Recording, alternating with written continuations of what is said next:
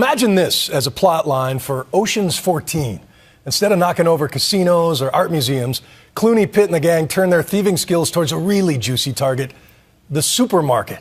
Yes, as crazy as it sounds, organized shoplifting rings are now selling milk, Tide, and razor blades on the black market to the tune of $30 billion a year, enough to inspire retailers to form specialized undercover units. And ABC's Nick Watt went along with one of them for a bust. All right, that's brown. We used to call it shoplifting, but now it's so much more. I've seen a person pull a razor blade and cut people. Could be nothing, could be something, but that's a lot of stuff. It's highly organized crime rings doing big business. Some of them have tags, but they took them off. The shoplifters are called boosters. They sell the stuff on to someone called a fence. There's even an acronym, ORC, Organized Retail Crime. It's just like a Fortune 500 company. All this is just organized. It costs the retail industry more than $30 billion a year. Everything from meat to razors to milk.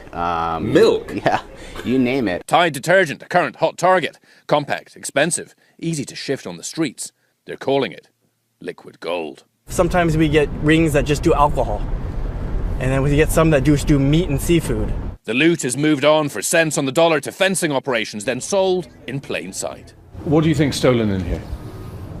Well, probably just about everything. Underwear, fragrance, clothing. Highly sophisticated shoplifting networks, boosters, fences, Mr. Biggs, can make millions of dollars a year.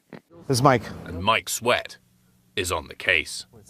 A Riverside County Sheriff's deputy, badly injured in a car wreck, Sweat is now a full-time private investigator on the ORC beat.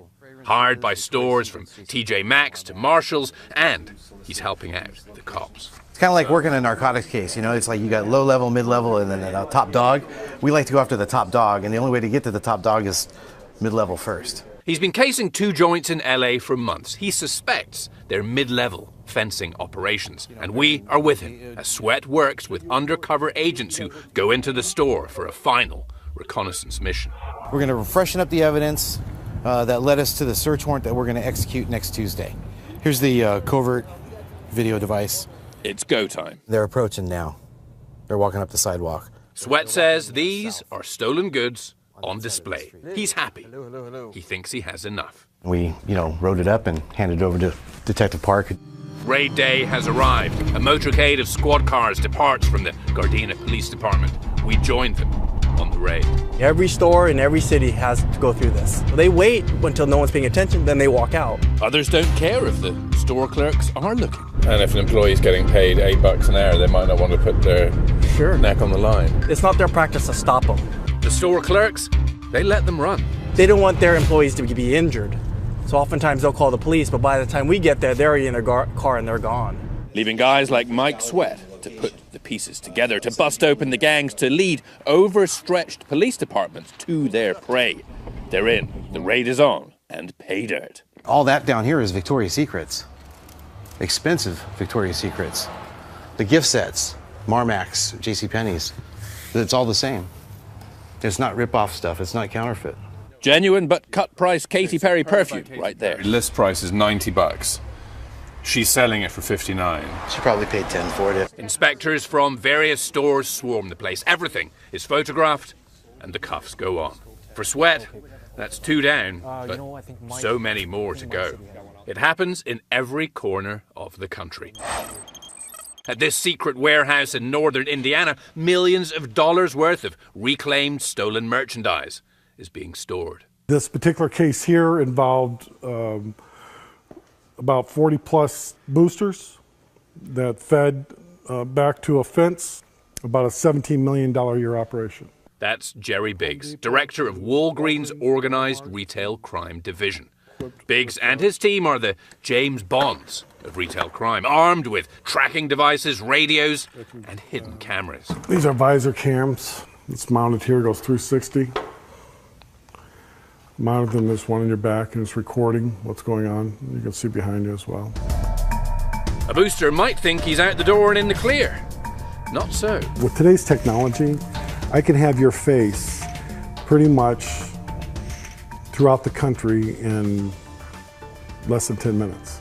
Pins in the map mark shoplifting hotspots. Flowcharts connect members of various gangs. Yep, infant milk is a big target. It's easy to steal, expensive to buy. Big's library of surveillance tapes is astounding. A guy in Texas wearing a suit, swiping a tray of diabetic test strips. Total value, $1,000. He takes that to the bathroom and empties it out. 2 days later, he was stopped by traffic cops with $4,000 worth of meds in his trunk, charged with possession of controlled drugs and stolen property. These women seem to have somehow gotten hold of the keys to display cases. The police are still looking to question them. I'm amazed every time how they can come in a store within anywhere from 4 to 5 minutes and walk out with anywhere from $400 to $2,000 worth of merchandise. And nobody knows what happens. All right, that's brown. Meanwhile, back in LA, those cuffs are on. The owners of the stores arrested for possession of stolen merchandise. For Mike Sweat, his work goes on. Whole lot of boxes. Not sure what it is, but I don't want to let it go. At Mike's command center, aka his apartment, he shows off the fruits of countless silent hours stalking his quarry. You're never going to actually stop people stealing from stores. No, but I can sure try. Any boosters watching tonight? Be warned. You might be being watched. Mike Sweat might be right behind you. I'm Nick Watt for Nightline in Los Angeles.